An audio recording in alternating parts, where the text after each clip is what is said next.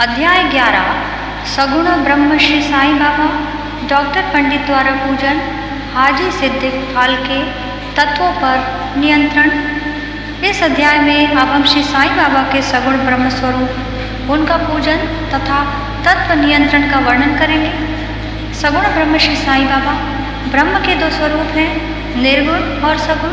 निर्गुण निराकार है और सगुण साकार है।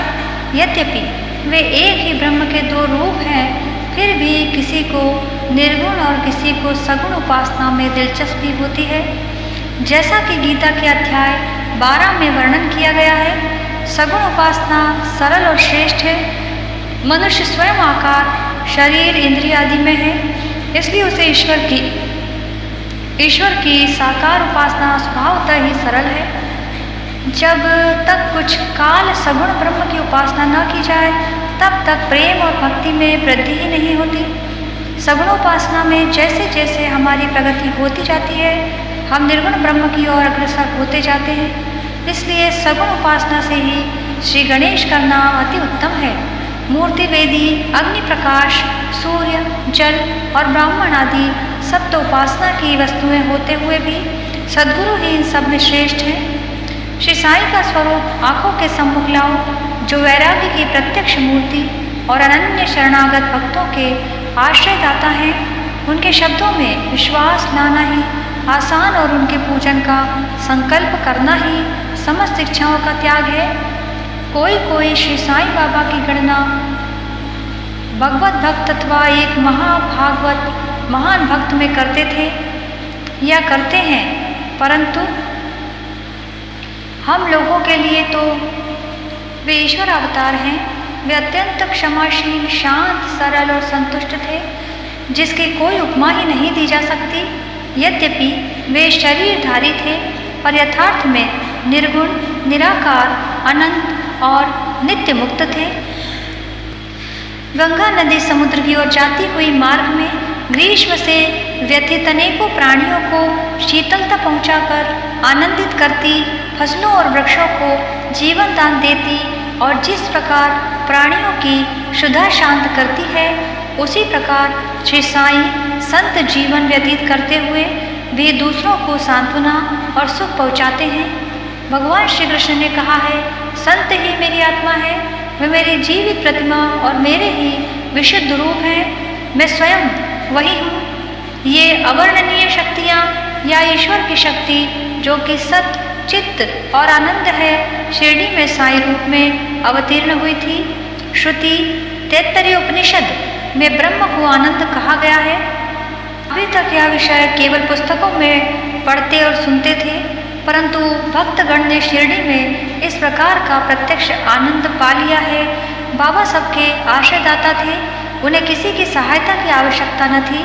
उनके बैठने के लिए भक्तगण एक मुलायम आसन और एक बड़ा तकिया लगा देते थे। बाबा भक्तों के भावों का आदर करते और उनकी इच्छानुसार पूजनादि करने देने में किसी प्रकार की आपत्ति न करते थे।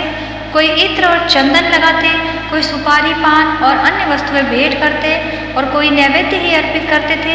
यद्यपि ऐसा जान पड़ता था कि उनका निवास स्थान शिरडी में है, परंतु वे तो सर्वव्यापक थे। उनका भक्तों ने नित्य प्रति अनुभव किया। ऐसे सर्वव्यापक गुरुदेव के चरणों में मेरा बार बार नमस्कार है। डॉक्टर पंडित की भक्ति। एक बार श्री तात्या नूलकर के मित्र डॉक्टर पंडित बाबा के दर्शनार्थ शिरडी पधारे। बाबा को प्रणाम कर वे मस्जिद में कुछ देर तक बैठे। बाबा ने उन्हें श्री दादा भट्ट केलकर के पास भेजा, जहाँ पर उनका अच्छा स्वागत हुआ। फिर दादा भट्ट और डॉक्टर पंडित एक साथ पूजन के लिए मस्जिद पहुँचे। दादा भट्ट ने बाबा का पूजन किया। बाबा का पूजन तो प्राय सभी किया करते थे, परंतु अभी तक उनके शुभ मस्तक पर चंदन लगाने का किसी ने भी साहस नहीं किया था। केवल एक महासापति ही उनके गले में चंदन लगाया करते थे। डॉक्टर पंडित ने पूजन की थाली में से चंदन लेकर बाबा के मस्तक पर त्रिपुंडाकार लगाया। लोगों ने महान आश्चर्य से देखा कि बाबा ने एक शब्द भी नहीं कहा। संध्या समय दादा भट्ट ने बाबा से पूछा, क्या कारण है कि आप दूसरों को तो मस्तक पर चंदन नहीं लगाने देते, परंतु डॉक्टर पंडित को आपने कुछ भी नहीं कहा? बाबा कहने लगे, डॉक्टर पंडित ने मुझे अपने गुरु श्री रघुनाथ महाराज धोपेश्वरकर, जो कि काका पुराणिक के नाम से प्रसिद्ध हैं, के ही समान समझा और अपने गुरु को वे जिस प्रकार चंदन लगाते थे उसी भावना से उन्होंने मुझे चंदन लगाया। तब मैं कैसे रोक सकता था? पूछने पर डॉक्टर पंडित ने दादा भट्ट से कहा कि मैंने बाबा को अपने गुरु काका पुराणिक के समान जानकर ही उन्हें त्रिपुंडाकार चंदन लगाया है, जिस प्रकार मैं अपने गुरु को सदैव लगाया करता था। यद्यपि बाबा भक्तों को उनकी इच्छानुसार ही पूजन करने देते थे, परंतु कभी कभी तो उनका व्यवहार विचित्र ही हो जाया करता था। जब कभी वे पूजन की थाली फेंक कर रुद्रावतार धारण कर लेते, तब उनके समीप जाने का साहस किसी को न हो सकता था। कभी वे भक्तों को छिड़कते और कभी मोम से भी नरम होकर शांति तथा क्षमा की मूर्ति से प्रतीत होते थे। कभी कभी वे क्रोधावस्था में कंपायमान हो जाते और उनके लाल नेत्र चारों ओर घूमने लगते थे। तथापि उनके अंतःकरण में प्रेम और मातृ स्नेह का स्रोत बहा ही करता था। भक्तों को बुलाकर वे कहा करते थे कि उन्हें जो कुछ ज्ञात ही नहीं है कि वे कब उन पर क्रोधित हुए। यदि यह संभव हो कि समुद्र नदियों को लौटा दे, तो वे भक्तों के कल्याण की भी उपेक्षा कर सकते हैं। वे तो भक्तों के समीप ही रहते हैं और जब भक्त उन्हें पुकारते हैं तो वे तुरंत ही उपस्थित हो जाते हैं। वे तो सदा भक्तों के प्रेम के भूखे हैं। हाजी सिद्दीकी फाल्के, यह कोई नहीं कह सकता था कि कब श्री साईं बाबा अपने भक्त को अपना कृपा पात्र बना लेंगे। यह उनकी इच्छा पर निर्भर था। हाजी सिद्दीकी फाल्के की कथा इसी का उदाहरण है।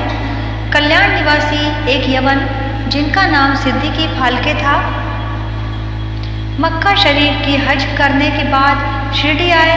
वे चावड़ी में उत्तर की ओर रहने लगे। वे मस्जिद के सामने खुले आंगन में बैठा करते थे।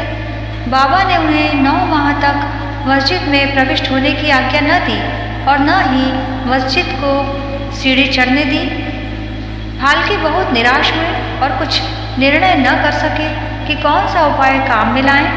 लोगों ने उन्हें सलाह दी कि आशा न त्यागो, श्यामा श्री साईं बाबा के अंतरंग भक्त थे, तुम उनके ही द्वारा बाबा के पास पहुंचने का प्रयत्न करो। जिस प्रकार भगवान शंकर के पास पहुंचने के लिए नंदी के पास जाना आवश्यक होता है, उसी प्रकार बाबा के पास भी श्यामा के द्वारा ही पहुंचना चाहिए। फाल्के को यह विचार उचित प्रतीत हुआ और उन्होंने श्यामा से सहायता की प्रार्थना की। श्यामा ने भी आश्वासन दे दिया और अवसर पाकर वे बाबा से इस प्रकार बोले कि बाबा, आप इस बूढ़े हाजी को मस्जिद में किस कारण नहीं आने देते?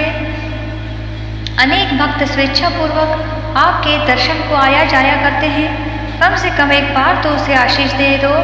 बाबा बोले, श्यामा तुम अभी नादान हो, यदि फकीर नहीं आने देता है तो मैं क्या करूं? उनकी कृपा के बिना कोई भी मस्जिद की सीढ़ियां नहीं चढ़ सकता। अच्छा, तुम उससे पूछ आओ कि क्या वह 12वीं कुएं की निचली पगडंडी पर आने को सहमत है। श्यामा स्वीकारात्मक उत्तर लेकर पहुंचे। फिर बाबा ने पुनः श्यामा से कहा कि उससे फिर पूछो कि क्या वह मुझे 4 किश्तों में 40,000 रुपये देने को तैयार है।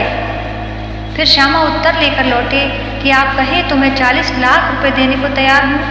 मैं मस्जिद में एक बकरा हलाल करने वाला हूँ। उससे पूछो कि उसे क्या रुचिकर होगा, बकरे का मांस, नाद या अंडकोश। श्यामा यह उत्तर लेकर लौटे कि यदि बाबा के भोजन पात्र में से एक ग्रास भी मिल जाए तो हाजी अपने को सौभाग्यशाली समझेगा। यह उत्तर पाकर बाबा उत्तेजित हो गए और उन्होंने अपने हाथ से मिट्टी का बर्तन, पानी की गागर उठाकर फेंक दी और अपनी कफनी उठाते हुए सीधे हाजी के पास पहुंचे।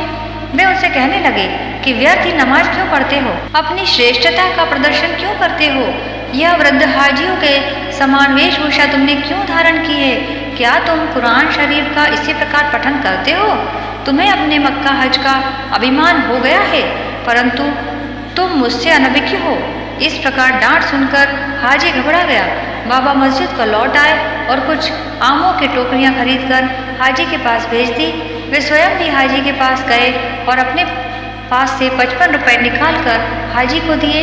उसके बाद से ही बाबा हाजी से प्रेम करने लगे तथा अपने साथ भोजन करने को बुलाने लगे। अब हाजी भी अपनी इच्छानुसार मस्जिद में आने जाने लगे। कभी कभी बाबा उन्हें कुछ रुपए भी भेंट में दे दिया करते थे। इस प्रकार हाजी बाबा के दरबार में सम्मिलित हो गए। बाबा का तत्वों पर नियंत्रण। बाबा के तत्व नियंत्रण की 2 घटनाओं का उल्लेख यहाँ साथ ही यह अध्याय समाप्त करेंगे। पहला, एक बार संध्या समय शिरडी में भयानक झंझावात आया। आकाश में घने और काले बादल छाए हुए थे।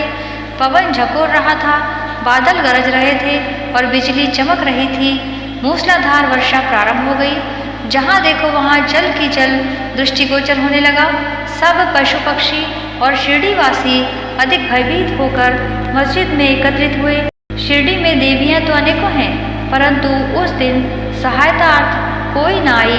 इसलिए सभी ने अपने भगवान साईं से, जो भक्ति के ही भूखे थे, संकट निवारण करने की प्रार्थना की। बाबा को भी दया आ गई और वे बाहर निकल आए। मस्जिद के समीप खड़े होकर उन्होंने बादलों की ओर दृष्टि कर गरजते हुए शब्दों में कहा, बस शांत हो जाओ, कुछ समय के लिए शांत हो जाओ। कुछ समय के बाद ही वर्षा का जोर कम हो गया। पवन मंद पड़ गई तथा आंधी भी शांत हो गई। आकाश में चंद्रदेव उदित हो गए। तब सब लोग अति प्रसन्न होकर अपने अपने घर लौट आए। दूसरा प्रसंग, एक अन्य अवसर पर मध्याह्न के समय दूनी की अग्नि इतनी प्रचंड होकर जलने लगी कि उसकी लपटें ऊपर छत तक पहुंचने लगी। मस्जिद में बैठे हुए लोगों की समझ में न आता था कि जल डालकर अग्नि शांत कर दें अथवा कोई अन्य उपाय काम में लाएं। बाबा से पूछने का साहस भी कोई नहीं कर पा रहा था, परंतु बाबा शीघ्र परिस्थितियों को जान गए।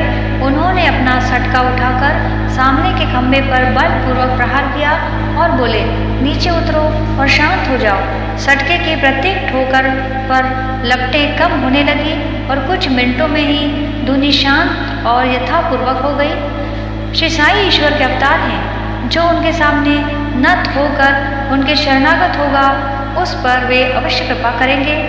जो भक्त इस अध्याय की कथाएं प्रतिदिन श्रद्धा और भक्तिपूर्वक पठन करेगा, उसका दुखों से शीघ्र ही छुटकारा हो जाएगा।